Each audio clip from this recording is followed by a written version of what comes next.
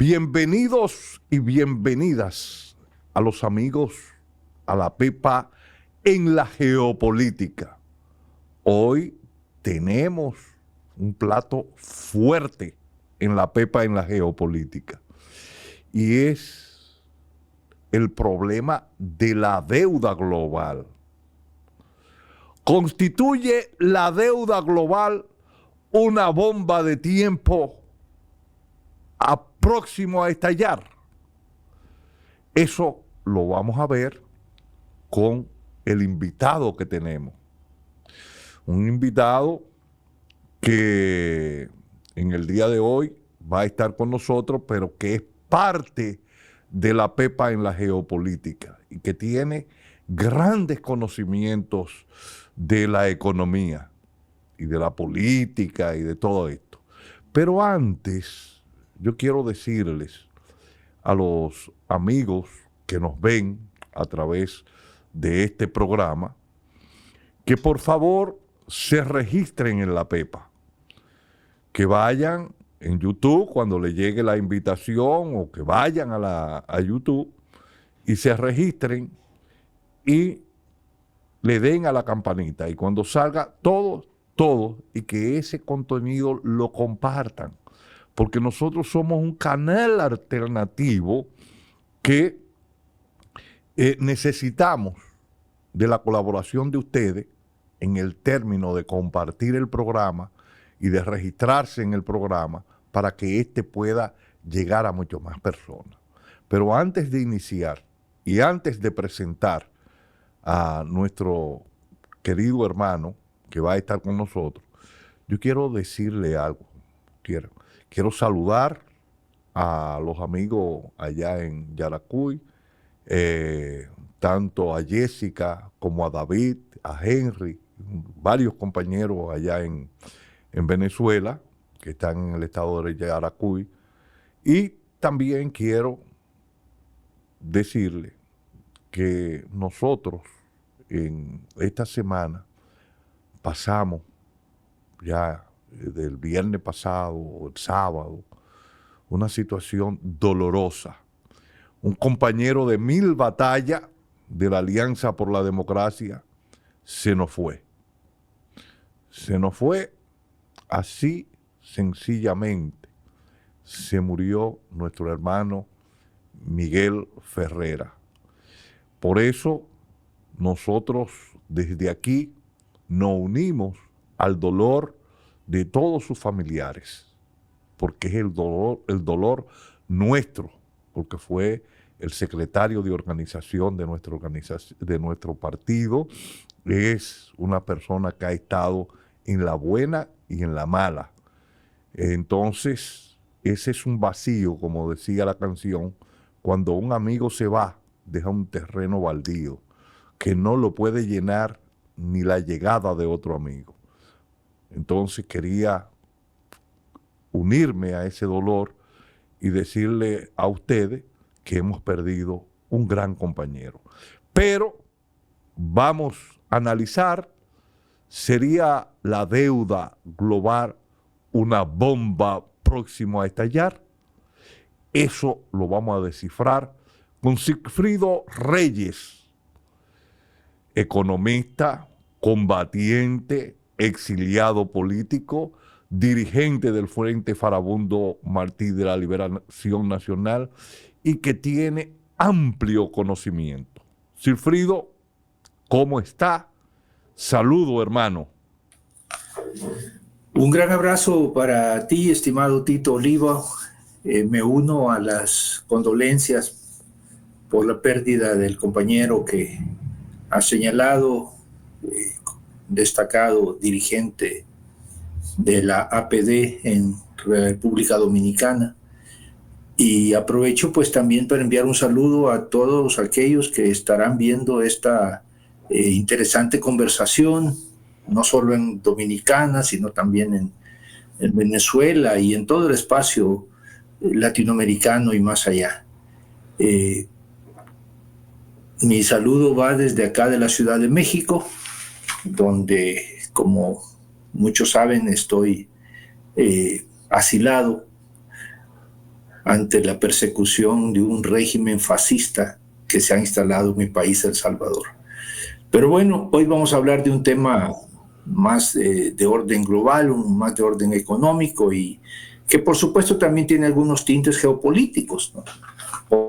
Porque al final del día la deuda también se convierte en un instrumento para controlar a los pueblos y a sus decisiones, para chantajear a los pueblos.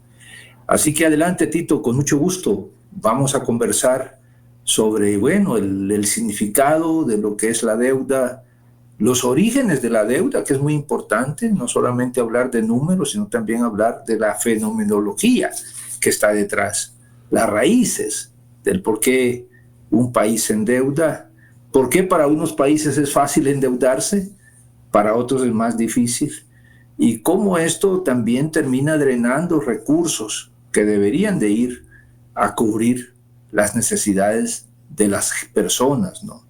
Las necesidades sociales, las necesidades de protección al ambiente, de infraestructura, etc. Así que gracias por invitarme. Aquí estoy con toda la disposición de que conversemos un buen rato. Gracias a ti por estar con nosotros y siempre responder a nuestras invitaciones. Mira, yo siempre escucho que las personas hablan de que este gobierno, cada vez que pasa, viene un gobierno y se va otro, cada vez dicen, este gobierno nada más vive tomando prestado. Este gobierno vive endeudándose. Y la gente no sabe que los gobiernos son igual que la familia, que las personas. Que para poder cubrir muchos de sus gastos, o para poder llegar la familia o la persona muchas veces a fin de mes, tiene que endeudarse. Los gobiernos se endeudan por miles de razones. Pero me interesa, y antes de entrar en materia, queremos decir que este programa se transmite los jueves, los sábados y los domingos a través de Marín 96.9 FM y una red de emisoras más en todo el estado de Yaracuy y también el estado de Lara en Venezuela. Y próximamente vamos a estar en todo el territorio venezolano llevando a cabo este programa. Pero queríamos que nos definiera ya para entrar en materia, ¿qué es la deuda global? O sea, para que la gente se identifique qué es la deuda global y podamos comenzar a trazar rumbo sobre este análisis, porque todo está hablando sobre el tema de Trump, las relaciones, lo que se dio, que habló con Putin o que no habló. Pero yo entiendo que en gran medida Trump se vio compelido a tratar de negociar una paz en Ucrania por el problema de la deuda de Estados Unidos, pero te vamos a dejar a ti en eso. Bueno, yo creo que hay que empezar diciendo que la deuda por sí no debe de ser vista por definición como algo malo. Las personas nos endeudamos, las familias, los hogares se endeudan cuando hay una situación donde tus necesidades no se logran cubrir plenamente con tus ingresos. En ese sentido, pues un hogar, una persona, un país puede recurrir a tomar prestado para solventar necesidades que no pueden ser postergadas. Por ejemplo, para comprar una vivienda, para comprar un equipo. A veces muchos jóvenes en distintos países se endeudan para estudiar en la universidad. Las empresas se endeudan para elevar su nivel de capital, para comprar equipo, materia prima, pagar servicios, etc. Y los países también. Los países también se endeudan. La deuda de los países son, pues hay que verlas como una deuda que contribuye, que pues adquiere una sociedad para pues llenar necesidades que no se satisfacen en base a los ingresos presentes. Ahora, el problema empieza a darse, estimado Tito, estimados amigos, cuando la deuda se convierte en una adicción. En vez de elevar tus ingresos, ya sea trabajando más, ya sea consiguiendo un mejor trabajo, o en el caso de un país, elevando la recaudación de impuestos, entonces recurrir a la deuda se convierte en una especie de adicción. Y en vez de hacer tu tarea doméstica, en el caso de un país, de elevar la recaudación tributaria, de cobrarle impuestos a los más ricos, de reducir el gasto, llamémosle dispendioso, el despilfarro, de reducir gastos que no le contribuyen a una sociedad, como por ejemplo un gasto militar innecesario, excesivo, o que los mandatarios se dedican a comprar aviones, se dedican a andar no una camioneta, sino que 15 o 20 camionetas, supuestamente porque los protejan. Entonces todo ese despilfarro al final termina contribuyendo a que adquiramos más deuda. O sea, por un lado no se cobra lo que hay que cobrar, y por otro lado estás gastando en una serie de rubros que son o innecesarios o definitivamente constituyen un despilfarro. El resultado es que tienes que endeudarte. Veámoslo en el caso de una familia. Entre todos ganan 40,000 pesos, pero quieren darse un estilo de vida de ricos y famosos, y para eso tienen que gastar mensualmente 60,000 pesos. Quiere decir que tienen un déficit mensual de 20,000 pesos. Bueno, ¿qué hacen? Recurren a la tarjeta de crédito, recurren a un banco, recurren a un prestamista usurero y momentáneamente resuelven su situación. Pero en el mediano y largo plazo esa deuda se tiene que pagar. Y resulta que para pagar esa deuda, o lo que se le llama para servir la deuda, el servicio de la deuda, cada vez empiezas a tener que dedicar más y más recursos de lo que te están entrando. Y así podemos ver, ya a escala de un país, cómo el incremento de las deudas, ya sea internas o deudas externas, porque tú puedes prestar a tu misma gente, a los bancos del sistema, puedes emitir bonos locales, te endeudas en pesos, o puedes ir a los bancos internacionales, o puedes emitir bonos internacionales y te endeudas en dólares. Pero entonces cada vez será más necesario el destinar más recursos para el servicio de esa deuda. Y entonces, si lo vemos en el nivel de una familia, vas a tener que consumir menos, vas a tener que comer menos, vas a tener que gastar menos en gasolina, en servicios, en diversión, porque ahora tienes que atender la deuda que contrajiste cuando en aquel momento querías tener un nivel de vida mucho más elevado. A nivel global, lo que estamos viendo, Tito, es que los países no solo los países pobres o en desarrollo, los países ricos también, están recurriendo cada vez más al endeudamiento. Y eso nos está llevando a una situación donde lamentablemente cada vez se están destinando más recursos para el servicio de esa deuda, para pagar más intereses y por supuesto abonar a capital.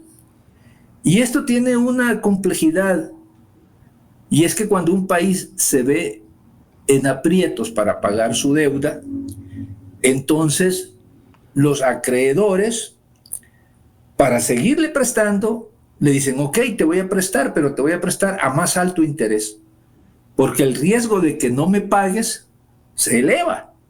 Pero una aclaración, pero no solamente a más alto interés. hay otro tema. Te dicen, tú tienes que recortar los gastos sociales para que me pueda pagar, porque eso de dar educación gratis, dar salud gratis, eso no lo va a poder hacer. Tú vas a tener que reducir el nivel de salud que tú le estás dando a la población, vas a tener que reducir el nivel de salud o educación, y entonces todos esos programas sociales se ven reducidos. ¿Para qué? Para que el Banco Internacional, que ya sea a través del Fondo Monetario, lo que sea, puede ser el Deutsche Bank, puede ser el Chase, lo que ellos lo que necesitan es cómo van a cobrar su dinero. Y yo me acuerdo que en un programa yo le decía al que estaba entrevistándome, que él hablaba sobre la deuda, y yo decía, la deuda así mismo, como estaba diciendo, no es buena ni mala per se. Lo bueno o lo malo está en qué se invierte esa deuda. O sea, es una deuda que tú coges dinero para irte de parranda, entonces tú a fin de mes no vas a poder pagar. Ahora, si tú cogiste un dinero prestado para montar un pequeño negocio, pues tú vas a tener dinero para poder cubrir a fin de mes, supuestamente, porque ese negocio pues lo hiciste bien. Y eso está pasando con los gobiernos, pero vamos a seguir contigo analizando ese tema, y lo que me gustaría es preguntarte, ¿por qué debe importarnos la deuda? Bueno, después de la pausa venimos de nuevo con nuestro invitado, Sigfrido Reyes. Bueno, Sigfrido, te hacíamos una pregunta antes de la pausa, y era el por qué debería importarnos a nosotros el tema de la deuda global. Bueno, en primer lugar porque la deuda global, aunque parezca un término muy distante y muy ajeno a nuestro día a día, pues es parte de lo que es una economía global de la cual nosotros somos un actor.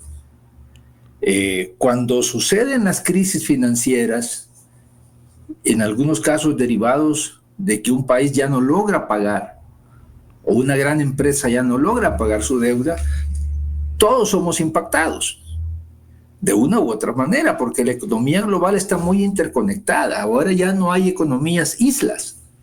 Ninguna economía puede decir que vive en una situación, como se enseña en los cursos de economía, de autarquía. Vive para sí misma, no compra nada, no vende nada, todo lo resuelve pues hacia adentro de esa economía. Hoy en día las economías están muy interconectadas, casi todas somos economías abiertas, dependemos mucho de exportar, dependemos mucho de importar, dependemos mucho de los tipos de cambio, dependemos mucho de la estabilidad de los mercados financieros, de los mercados cambiarios. Si en República Dominicana el dólar se encarece, eso lo sufre toda la población dominicana. ¿Y cómo se puede encarecer el dólar? Bueno, a partir de que en determinadas circunstancias los dólares empezaron a escasear. ¿Qué es lo que acaba de pasar en Bolivia, Tito? Parte de las razones por las cuales el electorado ha votado por opciones de la derecha es porque en los últimos meses los dólares estaban muy escasos. Es decir, subió el tipo de cambio. Y esto pudiera derivarse en algunas situaciones de perturbaciones a partir de la deuda. O sea, la deuda global nos importa, nosotros mismos debemos como país. Parte de esa deuda global es lo que nosotros como pequeños o medianos países le debemos al resto del mundo. Y si suben los tipos de interés, por ejemplo, en Estados Unidos o en Europa, pues los bancos van a prestar más caro y nosotros tendremos que adquirir deuda más cara. Y el servicio de la deuda se incrementa. Y si se incrementa el servicio de la deuda, tendremos menos recursos para salud, para educación, para la protección del medio ambiente, para la seguridad social, para programas de vivienda social, para el apoyo a los grupos vulnerables como las mujeres, los jóvenes, los pueblos originarios, para el apoyo a la cultura. Entonces, sí nos debe de importar. Por supuesto que nos debe de importar en primer lugar la deuda de nuestros propios países. Yo puedo ponerte un ejemplo. En el caso de mi país, El Salvador, el gobierno de Bukele se ha endeudado a niveles aceleradísimos. De hecho, en 6 años adquirió más deuda que todos los gobiernos del FMLN juntos que le precedimos. O sea, en 6 años adquirió casi el doble de la deuda que se adquirió en 10 años de gobierno del FMLN. O sea, está hasta el tope. Y es una deuda cada vez más cara. ¿Eso qué significa? De que se tienen que recortar programas de salud, despedir médicos, lo están haciendo, despedir maestros, lo están haciendo, despedir servidores públicos en general, reducir el gasto para la protección ambiental, para proyectos de agua, etc. O veámoslo en una escala mayor, Estados Unidos. Estados Unidos hoy en día debe 37 trillones de dólares. Bueno, si lo vemos en términos digamos, de denominaciones numéricas, nosotros diríamos billones, ¿no? 1 billón, 1 millón de millones. En Estados Unidos 1 billón son 1.000 millones. Bueno, el hecho es que Estados Unidos, su economía, como economía, ni siquiera llega a los 30 trillones. Anda alrededor de 28 trillones de dólares. Y ya la deuda es de 37. O sea, deben más de lo que producen en un año. ¿Sí me explico? Y esto se va a ver aumentado con el paquete fiscal de Trump, que de manera cínica lo bautizaron como un grande y hermoso proyecto de ley. Ciertamente es un grande y hermoso proyecto de ley para los más ricos de Estados Unidos, porque los capitalistas, las grandes fortunas de Estados Unidos, pues se van a ver beneficiados con recortes de impuestos. Y por otro lado, se van a hacer grandes recortes, ya se están haciendo grandes recortes a los programas de apoyo médico, a los programas para el desempleo y a otro tipo de programas que benefician a la sociedad. Entonces resulta que ese grande y hermoso proyecto de ley de Trump lo que hace es elevar la deuda, favorecer a los más ricos, impactar a la clase media y a los más pobres. Y bueno, tú me podrás decir, pero eso va a llevar a Estados Unidos ya a la vuelta de la esquina a un colapso económico. Pues no, porque Estados Unidos, a diferencia de la mayor parte de países del mundo, tiene una gran ventaja, de que Estados Unidos emite dólares. Y entonces tiene esa ventaja de que puede estar imprimiendo dólares para pagar su deuda. Esa ventaja no la tiene la República Dominicana, no la tiene Argentina, no la tiene Brasil, no la tiene Guatemala, no la tiene El Salvador. Y esa es una de las grandes diferencias. Y por eso vemos estas decisiones que ya no son decisiones estrictamente económicas, sino que entraríamos, estimado Tito, tú bien lo sabes, al campo de la economía política. O sea, los que toman esas decisiones no lo hacen en base a criterios neutros. Lo hacen sabiendo que van a beneficiar a un sector de la sociedad, van a favorecer a un sector de la sociedad y van a golpear a otros sectores de la sociedad. Y eso, en buen castellano, son decisiones de economía política. No son decisiones, llamémosle, de simple economía, mucho menos de econometría. Son decisiones de economía política. ¿A quién favoreces con tus decisiones económicas? Evidentemente, el trumpismo va a favorecer a los más ricos, que son los grandes donantes del Partido Republicano, los grandes donantes que llevaron a Trump a la presidencia. Entonces, ciertamente el tema de la deuda, recuerdo, Tito, tú seguramente lo recordarás también, que este tema empezó a volverse cada vez más acuciante en los años 80. Y el comandante Fidel Castro, en uno de sus célebres escritos y discursos, empezó a señalar lo injusto, lo inmoral que era esa deuda externa para los países en desarrollo. Seguramente tú recuerdas, ¿no? Sí, no solamente lo recuerdo. Hubo un libro que se publicó en Cuba que hablaba sobre el tema de la deuda. Porque ¿a quién le debemos nosotros, Tito? Le debemos a los grandes bancos internacionales que tienen su sede, pues obviamente, en los países industrializados, en los países desarrollados, en los países ricos. Los bonos que emite República Dominicana, Venezuela, Brasil, Argentina, Costa Rica, ¿quiénes los compran? Pues fundamentalmente los grandes grupos financieros del norte. Y a ellos les estamos pagando elevados intereses. Ahora, durante más de 400, casi 500 años, estos países nos han estado saqueando a través de los llamados términos de intercambio desigual, de los cuales hablaba el comandante Fidel Castro.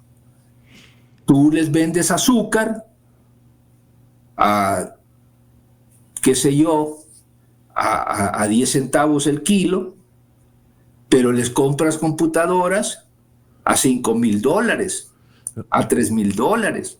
Les compras autos a $20,000, $30,000, $40,000. No, pero no y les vendes bananos a $20 la tonelada. Entonces, esos son los cambios injustos. Sigfrido, yo recuerdo, Guder Frank, porque tocaste un tema que me apasiona, y fue en la famosa teoría de la dependencia, que en los 70 comenzó, 60, 70. 60, 70, sí. Totonio dos Santos. Un grupo de pensadores. Ellos decían, bueno, le vendemos azúcar y le vendemos cacao. Y ellos nos mandan el chocolate. Entonces, ese chocolate nosotros le vendemos la materia prima regalada. Ellos nos lo envían 10 veces el costo que le salió procesar eso. Entonces, ese intercambio desigual ahí, en la dependencia de la dependencia de nuestros países periféricos, como era el desarrollo centro-periferia que se daba, veíamos cómo se desangraban nuestras naciones, o como todavía se siguen desangrando. Por eso es importante ver el tema preciso, y tocaste un tema ahí. ¿Por qué debe interesarnos el tema del endeudamiento? Porque ellos están en este momento recortando los gastos sociales y recortando los empleos públicos para poder pagar el servicio de la deuda. Pero viene una situación, ese incremento de la deuda trae problemas sociales por un lado, explosiones sociales, pero por el otro lado reduce la demanda de la familia, porque cae la demanda. Esa famosa demanda inducida que hablaba Keynes se va a caer, y eso genera una crisis de demanda, y ahí vienen los problemas en términos globales de la economía. Pero sigue en ese tema. Te corté ahí porque me diste en la parte que me gusta.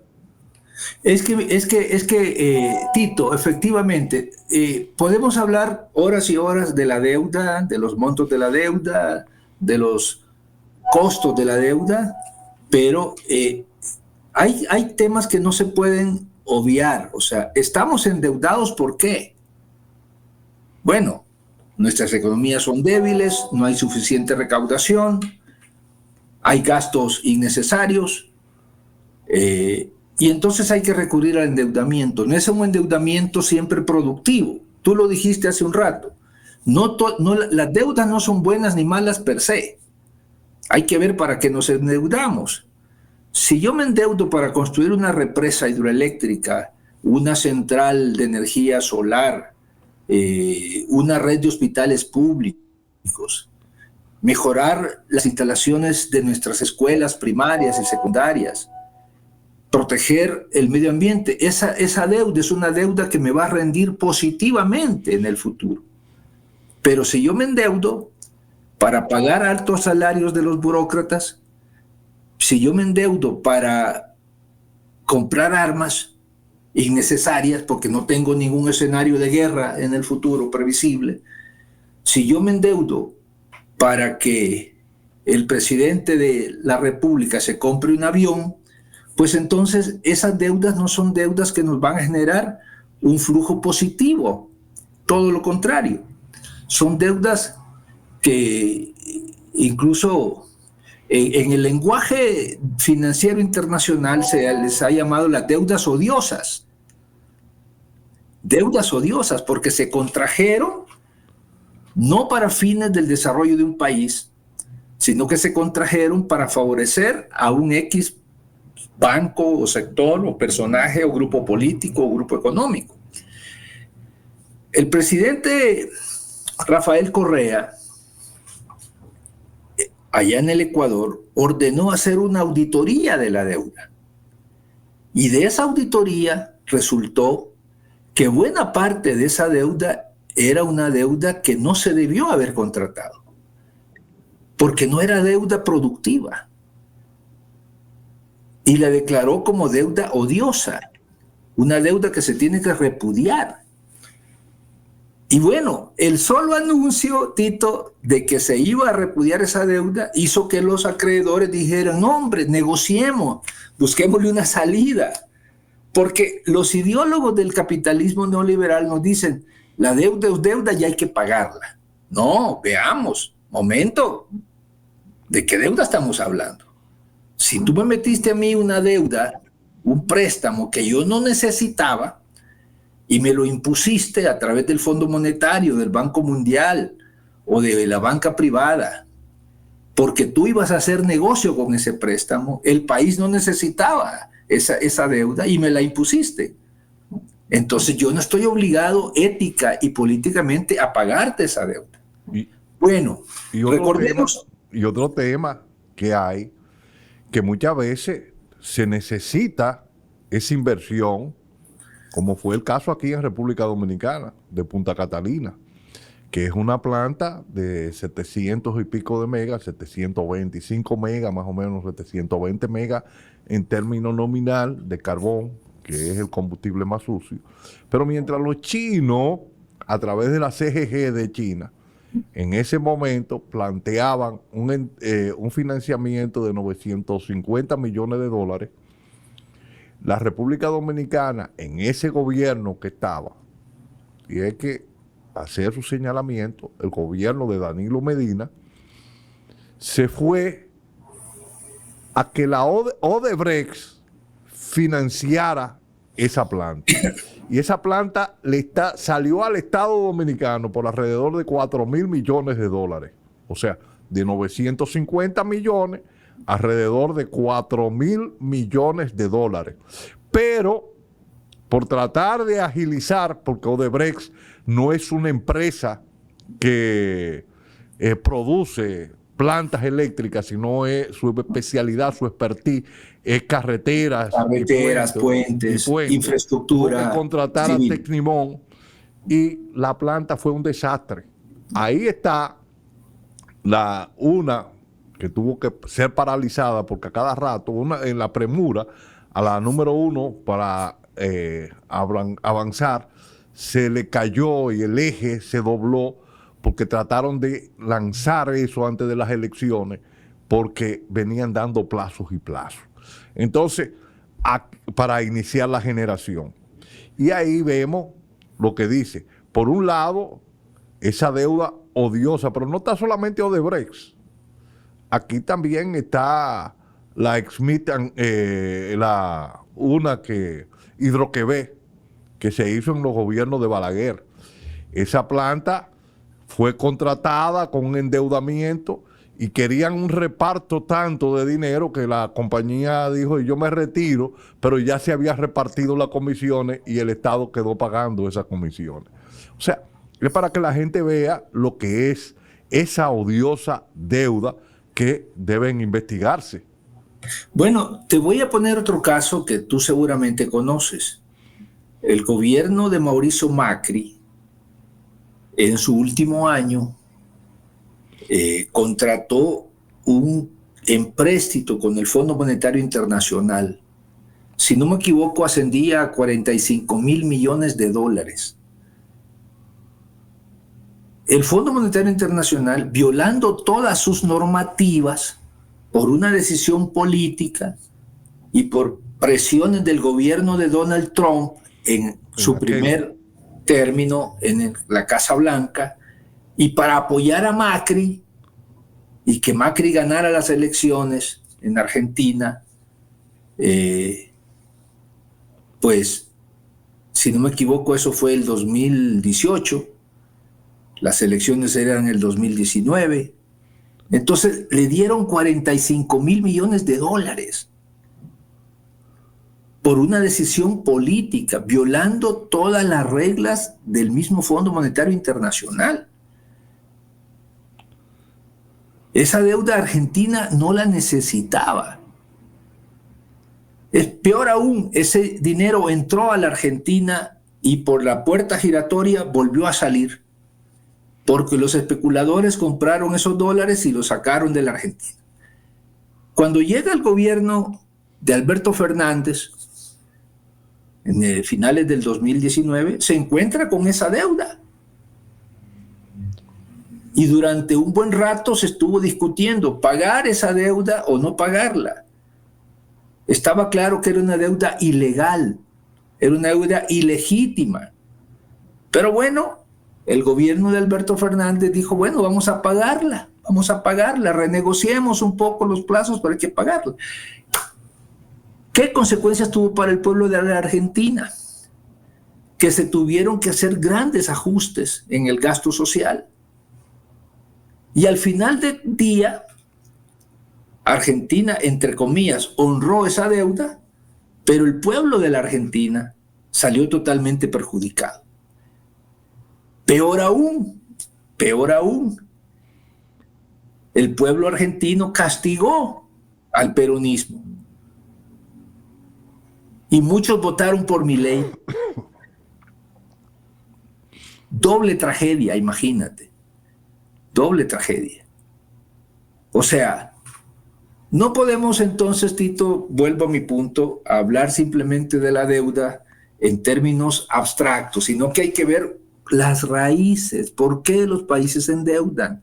¿Quiénes ganan con esto? ¿Quiénes perdemos con esto? Repito, no toda deuda es mala, pero las deudas que son producto de componendas oscuras para beneficiar ciertos proyectos políticos o ciertos intereses económicos, no son deudas legítimas y se tienen que repudiar o en todo caso renegociar sus términos, porque por honrar esas deudas que se contrajeron en circunstancias nada transparentes, pues estamos sacrificando a los más pobres, a los más vulnerables, y siempre se recurre al viejo dicho de hay que pagar la deuda porque si no vamos a perder nuestra categoría crediticia. Ajá, pero ¿acaso no nos importa el hambre de la gente? ¿Acaso no nos importa la situación de la salud en nuestros países, que en general los sistemas sanitarios son de pobrísima calidad? Todo en el altar de la deuda. Y ciertamente, si ya lo vemos en una mirada más global, pues hay países que han sido muy responsables, sus gobiernos, y hay otros que pues han sido más prudentes, llamémoslo, más prudentes en el manejo de la deuda, sabedores pues que Una deuda, aunque parezca un tema lejano, distante, al final del día todos la estamos pagando, con nuestros impuestos, con nuestras contribuciones o con los recortes que sufrimos en materia social. Bueno, ahí está el caso de Argentina. Ahí están los pensionados con la represión que hay y todo. La están pagando porque todos esos programas sociales que iban en beneficio de las personas de mayor edad fueron eliminados o fueron recortados. Y también el caso de los jóvenes que tienen que estudiar, pues se ha ido a la privatización total. Entonces, eso es un tema muy importante. Pero me gustaría saber por dónde anda la deuda global y cuáles son los países más endeudados del mundo. Bueno, mira, hay distintos datos. Yo tengo aquí algunos datos que son más del Fondo Monetario, del Banco Mundial, que nos plantea que las deudas de los países, llamémosle en desarrollo, menos adelantados, pues han venido creciendo de una manera casi exponencial. Por ejemplo, en el año 2015 teníamos que había unos niveles de endeudamiento. Estamos hablando en conjunto, no de países en particular. Teníamos que para el año 2013 la deuda de los países menos desarrollados andaba alrededor de $5 billones. Y por eso se pagaba como un servicio a la deuda 300 mil millones de dólares, perdón. Pero ya para el 2020, estas cifras habían aumentado a $7 billones. Y ya se estaba pagando en el servicio de la deuda 440 mil millones de dólares. Pero esto no se ha detenido ahí. Para el año 2023, la deuda de los países menos adelantados andaba alrededor de los 9 billones de dólares.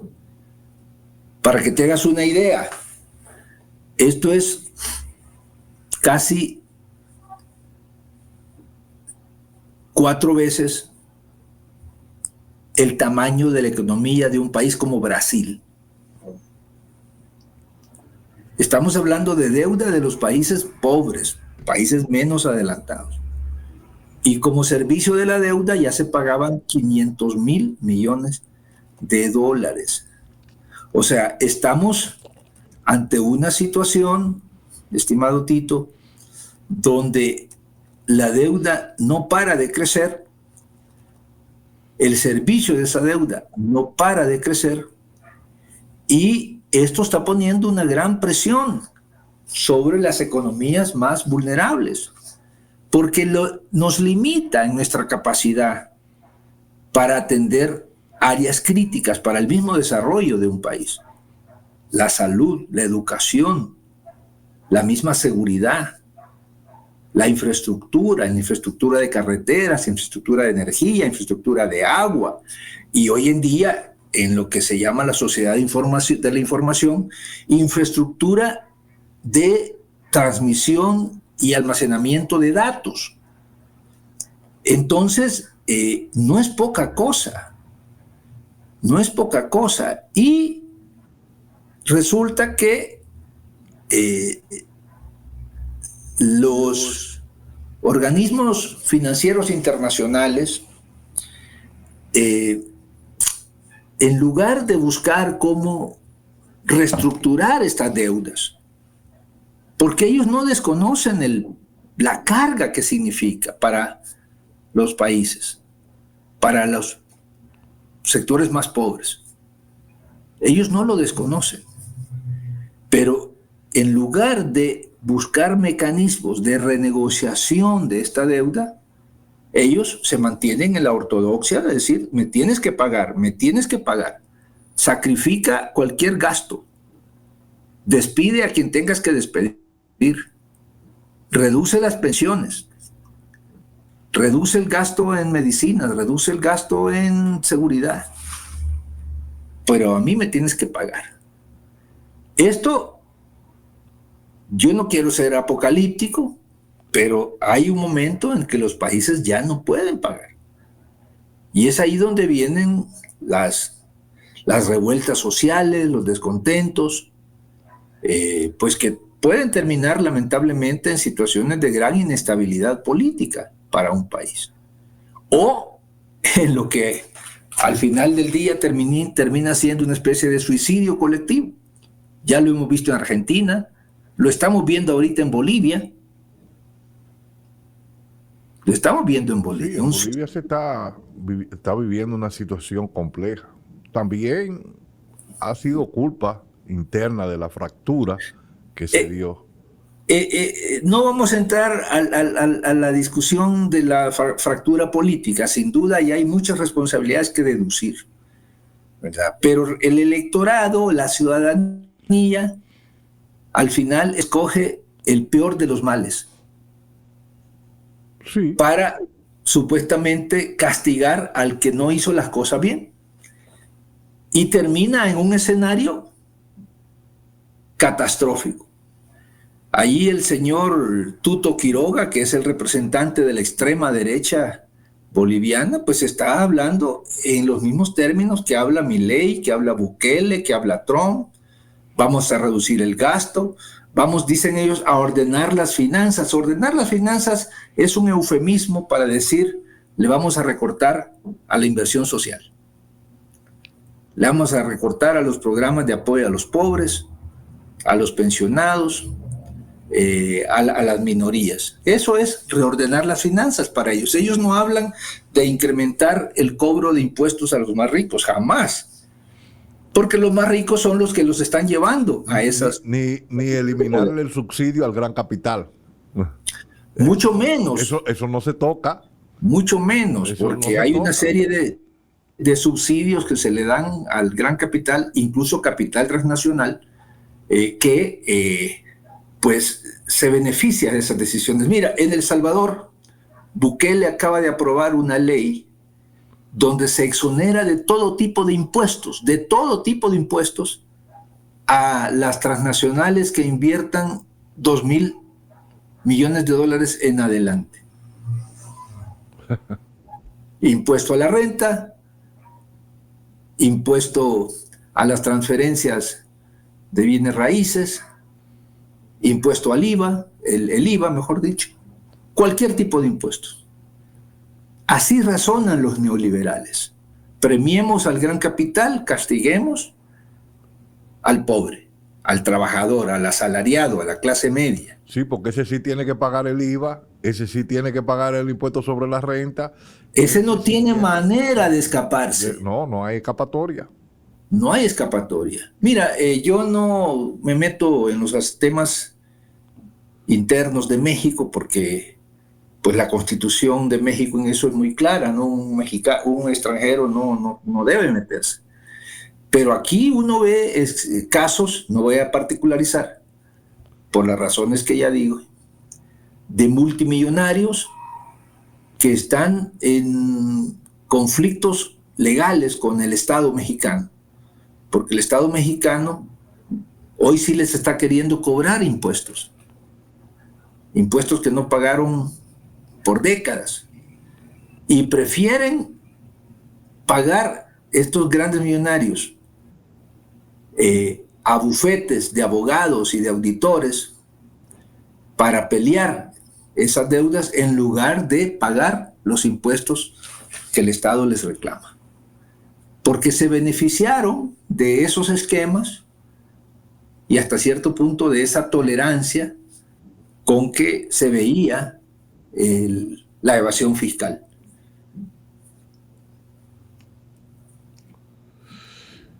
Sí, mira, el tiempo se va como el agua entre las manos, entre los dedos, y ya estamos casi llegando al final del programa. Nos quedan alrededor de unos 9 minutos y ya hemos abordado en gran medida parte de los temas que decidimos tratar en este día. Pero yo creo que vamos a tener que hacer otro programa para seguir, porque no es solamente hablar del problema de la deuda de los estados, porque también existe la deuda privada, la deuda de la familia, la deuda de las empresas, y todo este problema de incremento de la deuda, porque para mantener salarios bajos, el de abajo tiene que endeudarse para poder consumir y llegar al mes, a final de mes. Y todo este incremento tanto de la deuda pública como de la deuda privada nos va a llevar a esa crisis que señalaba a finales de los 70, principios de los 90, que se conoció como la crisis de la deuda. Y vamos a tener que llegar ahí, a esa situación. Ojalá que eso no suceda, porque fue una situación compleja, crítica.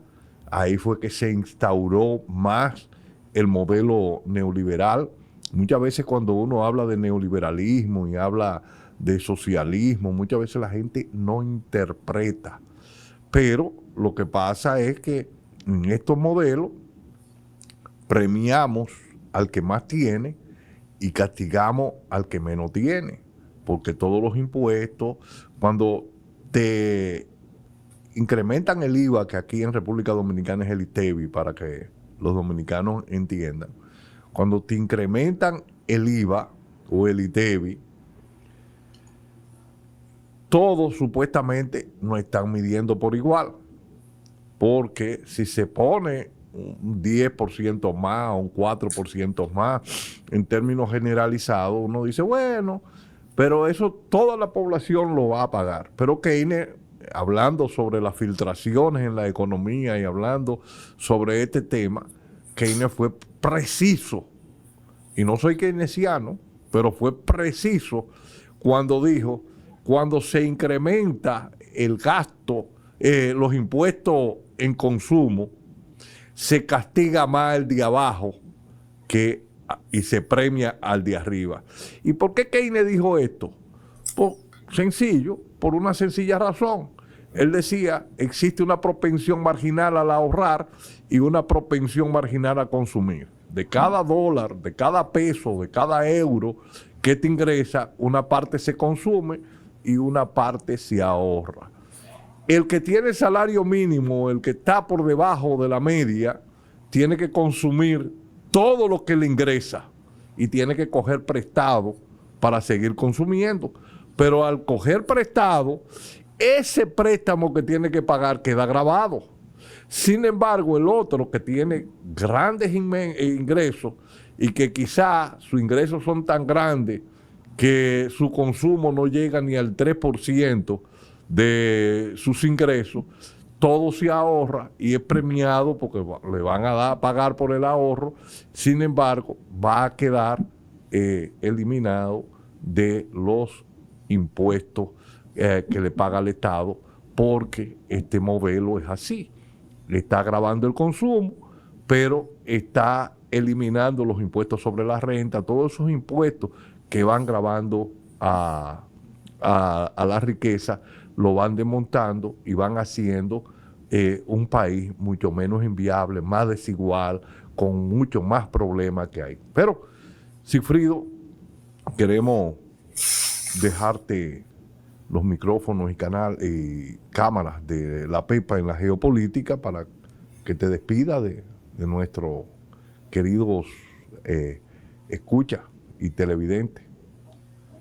Pues darte nuevamente las gracias por invitarme a discutir estos temas de gran relevancia que normalmente no se tocan en las entrevistas de opinión pública. Pues son temas muy densos, son temas que pueden pasar hasta desapercibidos en el día a día, porque estamos siempre pensando en el precio de la gasolina, en el precio del pan, de la cerveza, de los carros, etc. Pero hay factores subyacentes en la economía de cada país y en la economía global que nos deben de preocupar. Y uno de ellos, sin definitiva, que es la deuda y sus consecuencias.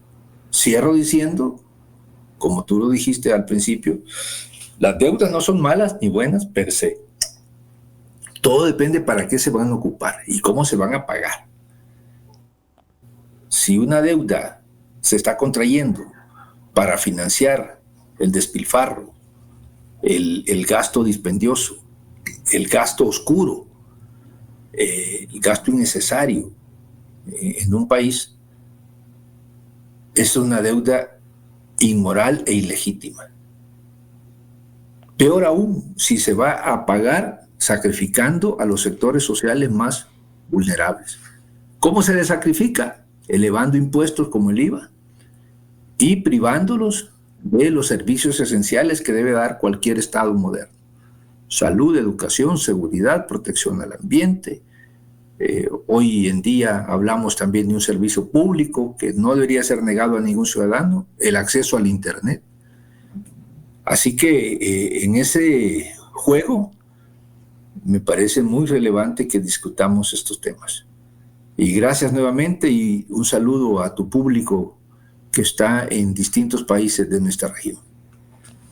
Gracias a ti, Sigfrido, por expresar la visión sobre la deuda global por estos canales de la PEPA en la geopolítica, y queremos tenerte a ti con mayor asiduidad para tocar temas de fondo.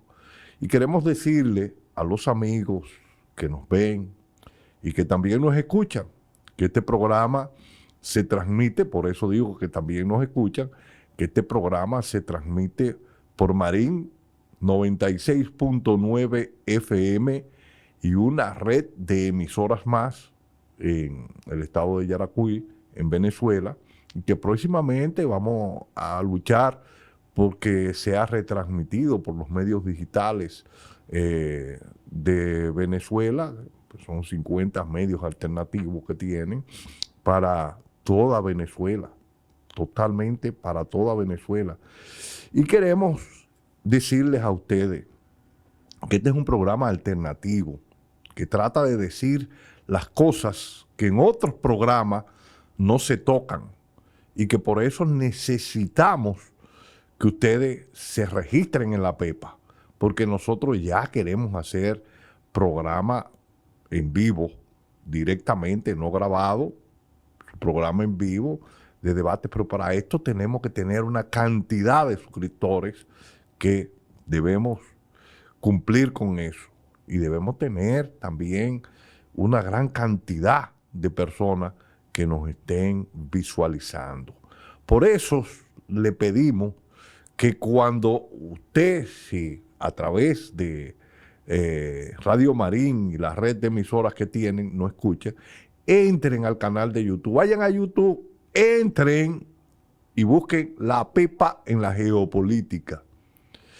Se registran ahí mismo, le dan a la campanita para que diga todos, y ahí van a recibir toda nuestra propuesta toda la semana, que vamos a ir acortando en una medida que esto vaya llegando a más público, porque tenemos que hacerlo financieramente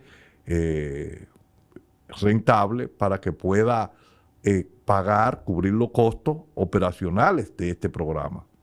Entonces, usted se registra, lo comparte en sus redes relacionadas, y esto va a llegar mucho más lejos.